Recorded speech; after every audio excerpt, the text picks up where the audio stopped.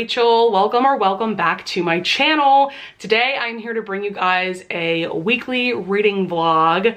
I haven't done one of these in a while because I was doing weekly reading vlogs for all of Vlogmas, so for all of December, and that was a huge undertaking. And then I did do a reading vlog recently where I was just binging a bunch of historical romances. If you're curious about that one, I will link it up in the cards above. But I haven't done a vlog like this that is going to center around both my life and reading. So I'm really excited about this upcoming week. Basically what's going on is that this week is our final performances of the production of Cinderella that I am currently involved in. If you don't know, although I've been talking about this so much on my channel, I am playing Madame, aka Cinderella's evil stepmother. So it's been really fun playing a villain, but we had our first weekend of performances. We took this past weekend off for Easter, and then we have our final weekend of performances this coming weekend, Friday through Sunday. And so I wanted to document that, and I'm gonna try my best to get as much behind the scenes footage as possible because I think that's just so fun, and I just feel like that would be a great way to document this amazing experience that I've had doing this production. And then also I'm kind of lumping a couple things together for this reading vlog. I am also planning on reading two of Samantha's favorite historical romances. So Samantha is from the channel Books with Samantha. I will of course link her channel down in the description below. She's one of my best bookish friends, one of my favorite booktubers in general. I adore her and her content so much. She's also very active on TikTok. I've also done a reading vlog before where I read some of her favorite books of all time, and I will link that video up in the cards above if you are curious. I filmed that back in like September or something like that, and I had such a fun time with that one because Samantha and I have very similar reading tastes. It's almost a little scary how much our reading tastes align. For instance, we both adore Cassie Mint, who is just one of my favorite romance novella authors, and we both just adore historical romance. And so we decided to do a reading vlog where we would read a couple of each other's favorite historical romances. I cannot wait to see what books Samantha ends up reading from my favorites. And then I'll get into the books that I'm planning on reading for her later in the video because I'm not currently reading any of them. But in terms of what else I'm planning to read this week, I really don't have any concrete plans. I mean, I definitely still want to read historical romances. I may not get a ton of reading done this week in general because I'm going to be so busy with the show. But currently, I am reading Married by Morning by Lisa Kleypas. This is book 4 in her Hathaway's series. So this is the book of the whole series that I was the most excited for because this is Catherine and Leo's story, just to set up what's going on between the two of them. We have seen throughout the entirety of this series, I think Catherine's character was introduced in book 2, Seduce Me at Sunrise, because in book 1, Leo was just going through a lot, so I don't think Catherine was in the picture yet. But Catherine started out as a governess for Poppy and Beatrix, but now Poppy is married, so she's now just like a paid companion for Beatrix until she gets married.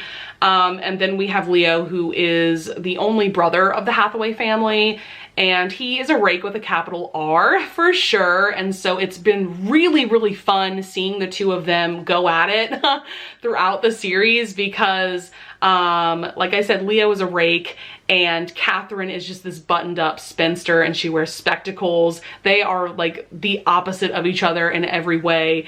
And Catherine definitely has a lot of animosity towards Leo. I feel like Leo is more just like entertained by Catherine. But Catherine just like judges him for being a rake and for doing whatever the hell he wants because he's a man and he's a viscount. And so that's been really fun. And then in this book, we're seeing their romance truly develop because obviously this book is about the two of them. This is one of those really fun hate to love romances where they're having an argument and then Leo kisses Catherine and then they realize how insanely attracted they are to each other and things go on from there. I will be honest with you guys, this at the moment is reading more like a 4 or a 4.5 star book.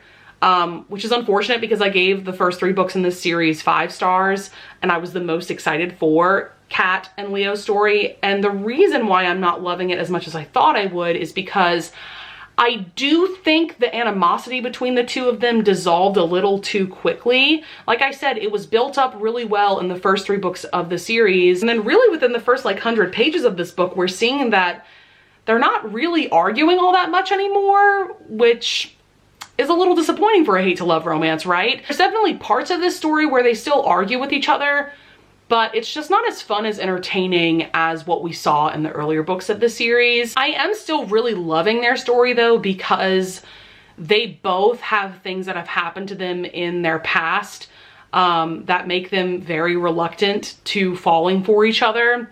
Kat in particular just doesn't trust men, and for very good reason. And then Leo, we saw in book 1 how he had a fiance when he was like 19. He was very young, and his fiance died of scarlet fever. And so he held on to that pain for a very, very long time. And then finally, towards the end of book 1, he let go of all of that pain and grief. And while that is something that he'll never truly get over, he is in a much better place in general. And so it's just really interesting to see these two people fall for each other, even though they don't want to. And yeah, there's also a really interesting villain involved. I always love a good villain in a historical romance, because I personally much prefer a historical romance where, like, once the characters get together, it's a very low angst romance, and then a villain comes in and messes everything up, as opposed to the characters having like some kind of third act breakup. Like, does anybody actually enjoy reading about third act breakups, you know? So I'm on page 245. That's like less than 100 pages out from the end. I'm very interested to see what's gonna happen with this villain and how Leo and Kat are going to actually get together in the end. And yeah, I'll definitely give you guys an update about that. I don't know if I'll update tomorrow. I'll definitely do an update on Wednesday, because we are doing a school show on Wednesday morning, early Wednesday morning, so that'll be fun to get some backstage footage for. All right, it is Wednesday, my dudes, and look who just walked in! One of my beautiful daughters. Hello! Hey. Okay, everybody needs a shout out, so Bree, you start. Hey guys, my name's Bree and I play Charlotte, one of the stepsisters. And give a shout out to your YouTube channel. Oh, follow me on YouTube, Brienne Hollis. Yes, and this is Ella Grace. Hi. The icon. Yes. We have Bailey over here. Hello. I play Gabrielle. Okay, so what's everybody's like favorite part or favorite line of the show? Hey. Just Tom. Honestly, just Tom in general. So Tom, you'll probably meet him. I'll probably feature him in this vlog. He plays one of my partners in crime. Hi, Miss Stephanie. So Quick changer extraordinary. yes, we have Miss Stephanie, and then we have Ella Grace. We have our quick change extraordinaires. So yeah, like for my favorite, I feel like my favorite line of the show has to be when Marie, aka the fairy godmother, says, "You'd be surprised how many beautiful gowns have crazy women in them." That is my personal favorite line. But yeah, we...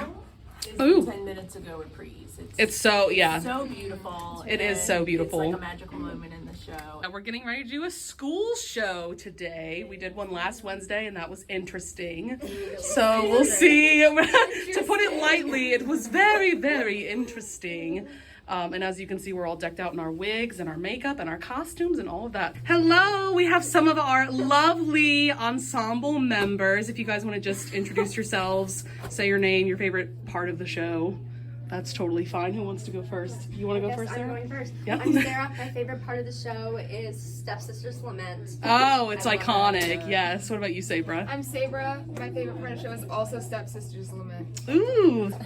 I'm Caitlin. I'm in the ensemble, and alright, I'll be different. I guess I like the dance break and the princess giving a ball.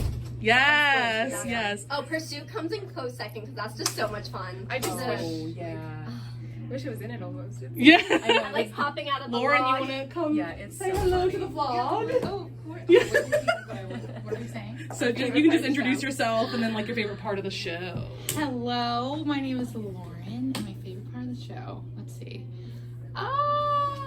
Probably all of her lines. You're so funny. Me? What? Oh my god, and I love y'all so much. Like, y'all are doing the most. I literally just walk around and say lines. They do all the dancing. They do all the heavy lifting. So this is our other female ensemble dressing room. How are you guys today? Good. Let's introduce ourselves and maybe what your favorite part of the show is. I'm Paulina. My favorite part of the show is this costume and the ribbon. Yes! Yes. I'm Libby, and my favorite part of the show is the ball scene. Oh yes, it's I'm iconic. Isabella, and my favorite part is the ball too. Yes, and I was just saying in the other dressing room, like, you guys do the heavy lifting in the show. All I have to do is walk around and say lines. But you guys, they do some insane, like, ballet dancing and ballroom dancing, and you guys are just amazing. So it's been so much fun. Oh, thank you. You're my favorite character. Thank you, I tried. I got fox's appointment, and a raccoon is a driver. Oh, Marie, you're crazy. Why, in order to do that, you have to be my fairy godmother.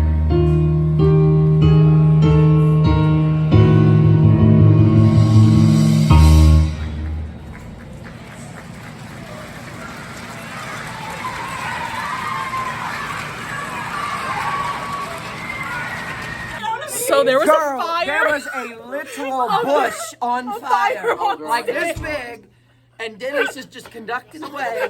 1, 2, 3, 4. I'm Did like, you see it happen? I did. I just hear Rachel. Rachel's like, there's a fire, and I turned around and I was like, wait, that's a line in the show. Maria's like just walking around looking at it, and I look at Dennis, and he's. So I look at Dennis, and I'm like, Dennis, stop! So that was a very special moment. And we're all just like, Cinderella going along. it was. I've seen a lot of shit, but that was a first. What should we rename the play? Firella. No, Firella. This was our best performance yet of Cinderella Goes Wrong. Cinder is right. Cinderella was a fire performance. It's still Wednesday, my dudes. What a day it has been, and it's only 3 o'clock. Wow, I feel like I should explain the previous clip that you saw a little bit. So during the transformation scene where we're transforming animals into like footmen, and we're transforming a pumpkin into this huge carriage, they use pyrotechnics in the show. And basically when the pumpkin is transforming into the carriage, there's like these like fireworks that shoot out, which is all well and good and everything and impressive, but there are set pieces that are made of wood that are very close to these fireworks. And so one of the set pieces caught on fire. It was not a huge fire by any means, but it was still flames, still something to be concerned about. And so my good friend Rachel, who is playing Cinderella, she had to yell, "Hold, there's a fire." Like, when there is a fire on stage, you stop the show. That is one of the few times where the show does not go on and you need to stop the show to put the fire out, right? And so our conductor just didn't hear her, and he wasn't looking at the actors because he was conducting just an instrumental section of the score, so he didn't need to look at any of the actors. So yeah, it took a little while to actually get the show to stop. Then they got a fire extinguisher, took care of the fire, and then we took our intermission there instead of taking it at the very end of Act 1, because the transformation sequence happens like kind of towards the end of Act 1, but it's definitely not intermission. So yeah, that's what all that chaos was about. I can now say that I have been in a show where there was a fire on stage that wasn't planned. Because I have been in a show where there was fire used, but it was planned. So there's that. I do want to move on to my reading update though. Because I haven't updated you guys since Monday, like afternoon. So Monday evening, I finished Married by Morning by Lisa Kleypas. I did end up giving this 5 stars because while I am just like the teensiest bit disappointed about like the hate to love dynamic, like how it played out in this book, I still adored Leo and Kat as characters and seeing them fall for each other, especially given both of their pasts. This series is just a home run for me. I can't wait to read Love in the Afternoon. I have a physical copy right here. This is the 5th and final book. I probably won't read this week because I have other things on my TBR, but I am planning on reading this soon. And then also with Married by Morning, I have a copy with the pretty step back. Look at Kat and Leo, they're so cute. So yeah, there's that. What else have I read? I have read the first 2 novellas in The Assassin's Blade by Sarah J. Maas. So that is The Assassin and the Pirate Lord and The Assassin and the Healer. This is a part of SJM Along, which is a Sarah J. Maas read-along that Jen from the Book Refuge has organized. And so they've already done a live show for Throne of Glass and the first novella in this bind-up, which is The Assassin and the Pirate Lord. And then there's going to be a live show for Crown of Midnight, which is book 2 of the series, and then The Assassin and the Healer, which is the second novella in this bind-up. That live show is happening April 30th, I believe. So I'll leave all that information down in the description. This is a reread for me. I've read the Throne of Glass series before, and it's one of my favorite series of all time. And these novellas are definitely hit or miss. I gave the first one, Assassin and the Pirate Lord, 4 stars, and I think I gave it 4 stars the first time that I read it as well. It's just a really good introduction into Sam and Selena, who they are as assassins, and seeing them come toe-to-toe with Rolf, who's a very interesting character.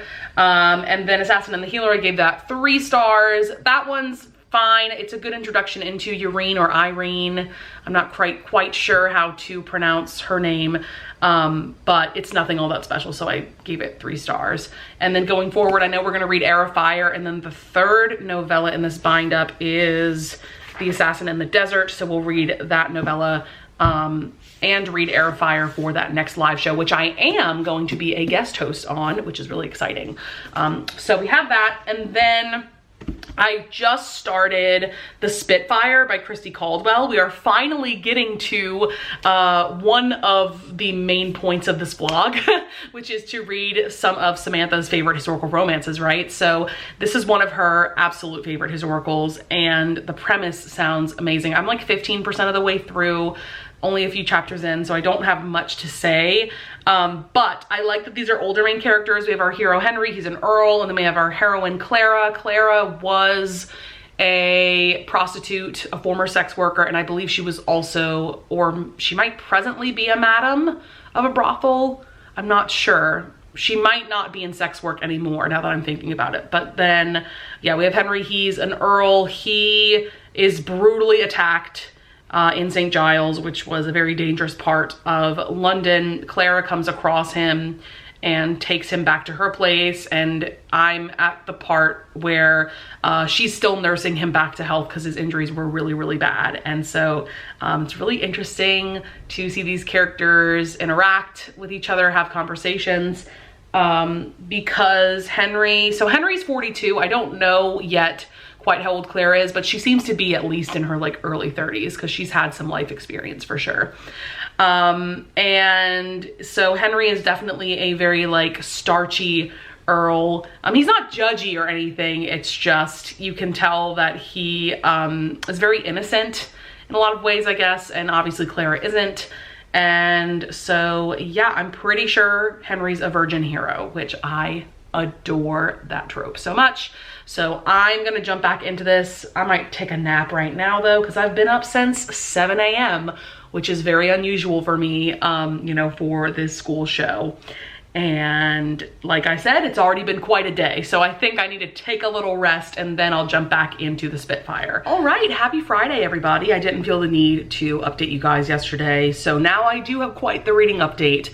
I finished The Spitfire by Christy Caldwell. What was it?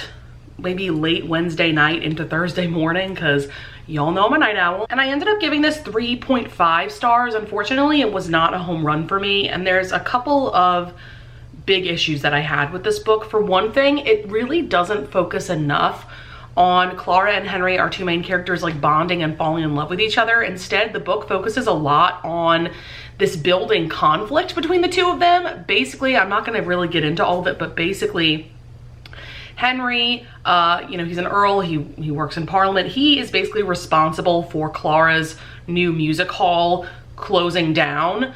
And so, yeah, a lot of that book is just a lot of back and forth between the 2 of them. She's trying to open her music hall back up, and Henry is conflicted about helping her with that because it would upset other members of Parliament. It's a whole thing. So going into this, I was expecting there to be a lot more like steamy and sexy scenes where Clara would be teaching Henry about intimacy. But no, instead there's only one sex scene and you wouldn't know that Henry was a virgin except that he tells her after they've done it. So I just felt like that was just an odd choice, because like the premise, like I said, I expected something different from the premise and from these two main characters.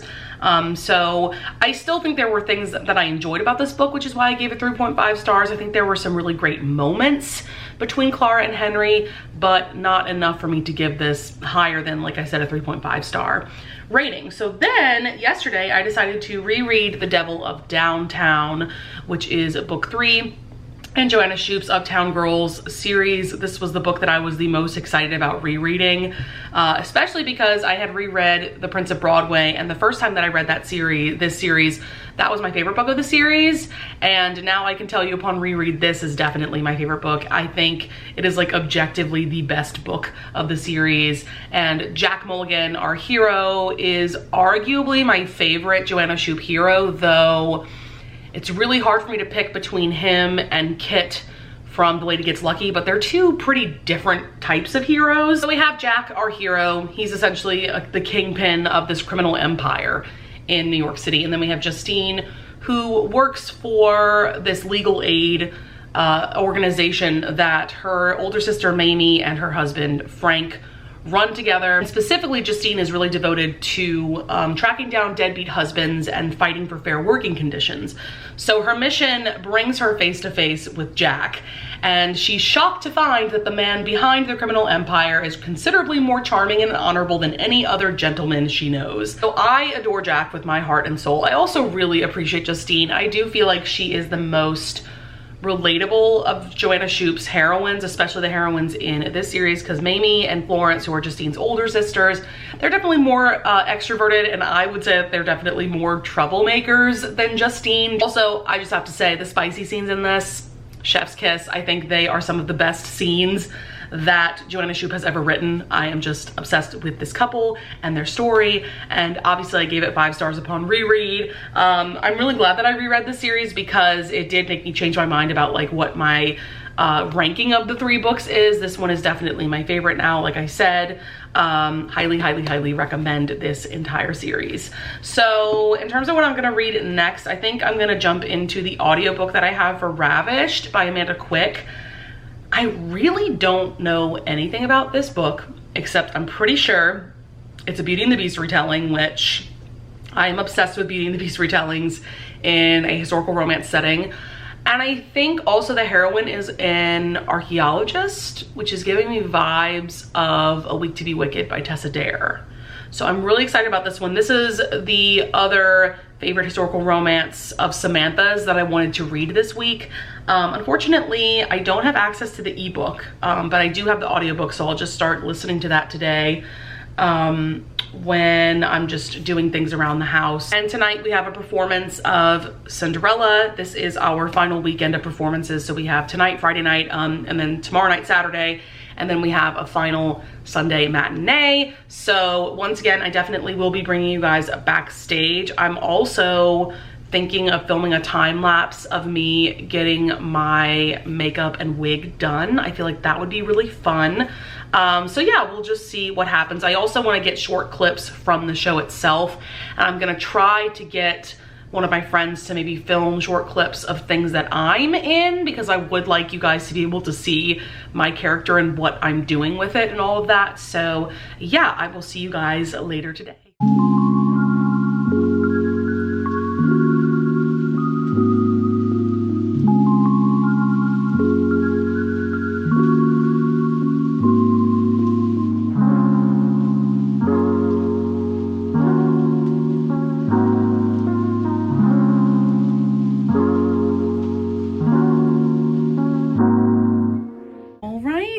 Show number 1 of weekend number 2 in the best dressing room ever with my daughters. How's everybody feeling? So pumped.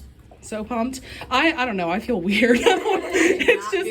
It's so weird because we took like 2 weeks, right? Like 2 weeks off of doing like the full show. Vibe. It's a weird vibe. Like, I feel like once I get on stage, I'll like be the character and whatever, but like For now, it's just, Yeah. for now, it's just like I have clothes on, I have a costume on, and But I still feel like myself. yeah, I do not feel like the meanie stepmother right now. So we'll see. In order to do that, you have to be a very godmother.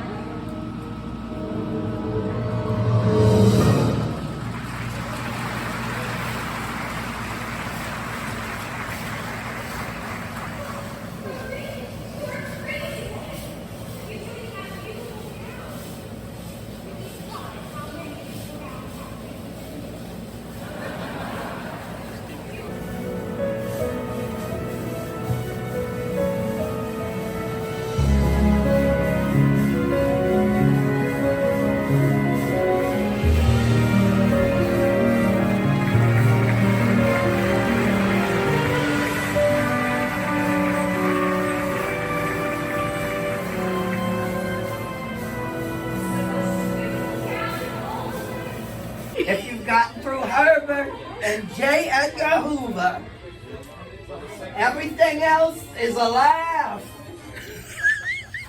That's all I got.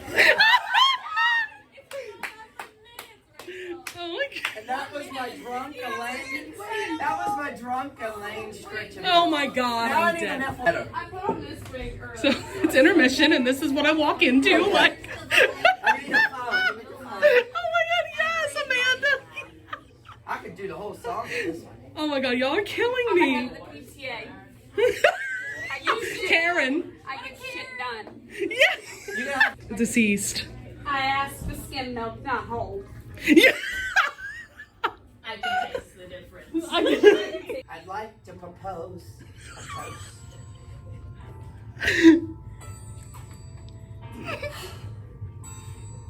Here's to the ladies who lunch. Everybody laugh. Another vodka stinger. I'll drink to that. I'll drink to that. We are at intermission with two of these lovely ladies. We have Rachel, who plays Ella, and we have Maria, who plays Crazy Marie / Fairy Godmother. Yes. And my question is, what is your favorite part of the show? My favorite part has to be A Lovely Night when Cinderella sings with her stepmom and her two sisters. Yay! my It's God. the one time The I'm nice to harmony her. Yes. So tight. Beautiful. This is my favorite part. So good. What about you, Maria? Ooh. I mean, you kind of stole it, but because It- the it is- harmonies yeah. are so tight on that one. You can It's so very cool. distinctly hear every voice in the quartet. Yes. And it blends so seamlessly. But I don't know if y'all heard. Okay, thank you. Places. So if you have to choose another If I had to moment. choose another magical moment, it would be, I really like the transformations. They're Yeah. very showy. Yes. They're very, They've come a long way. but I really like the princess giving a ball. That is a really That's some of the fun, most fun dancing yes, ever. absolutely. The big ensemble The big scenes have a lot of ensemble energy. scene. Yeah. My Surprise. my favorite line is yours. You'd be surprised how many beautiful gowns of crazy women in them. Always get to laugh. It's like my personal It favorite is line of the whole best show. line in the whole show. Yes, I think it's like the best written line. Yes.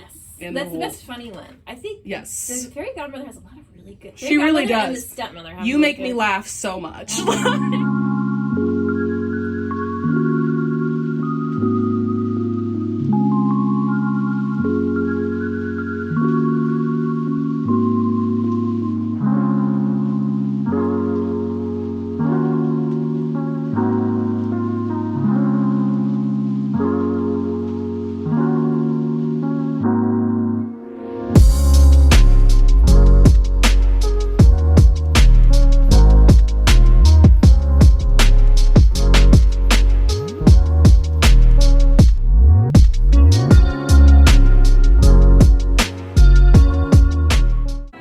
Mi me ma, mi me ma, mi me ma, mi me ma, mi me ma.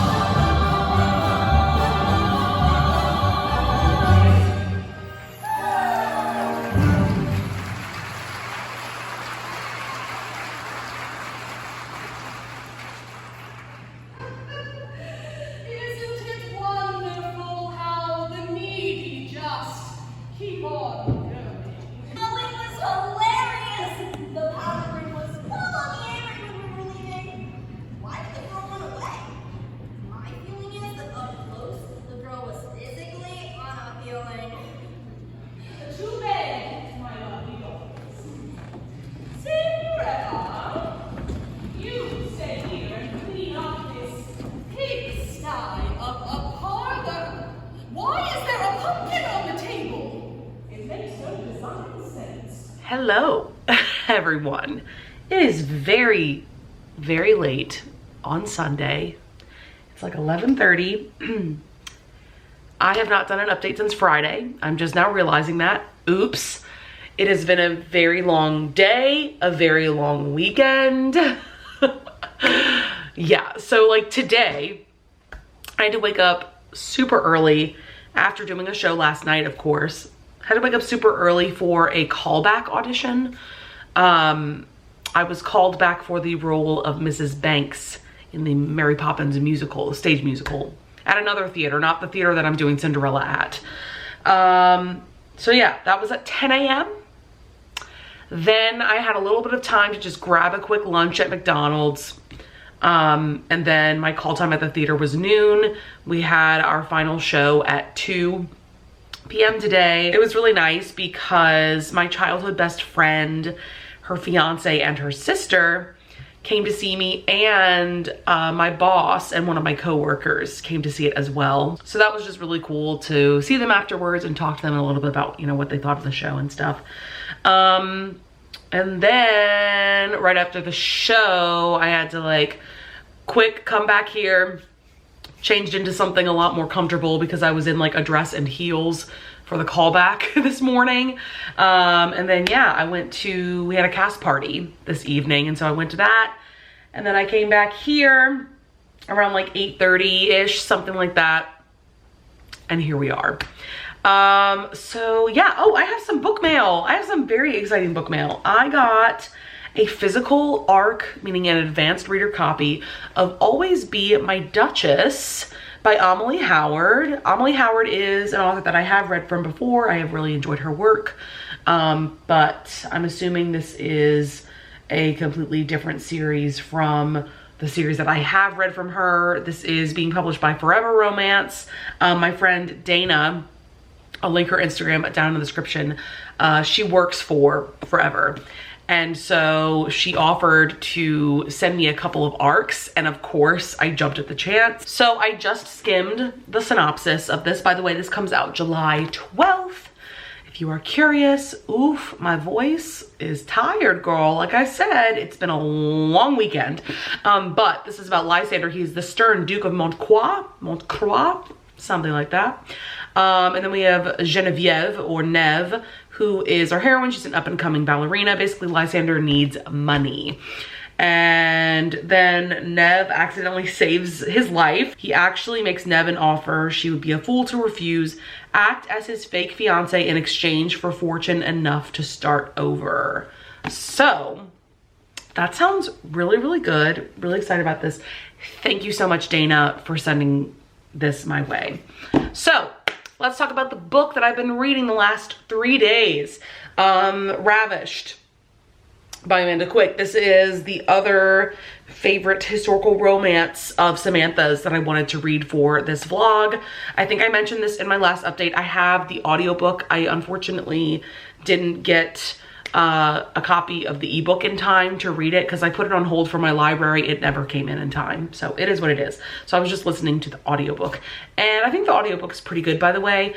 Also, this is a historical romance that was published in 1992. So this is more of an old school historical romance. It definitely has those vibes for sure. We have Harriet. She is a paleontologist, not an archaeologist. And then we have Gideon, our hero.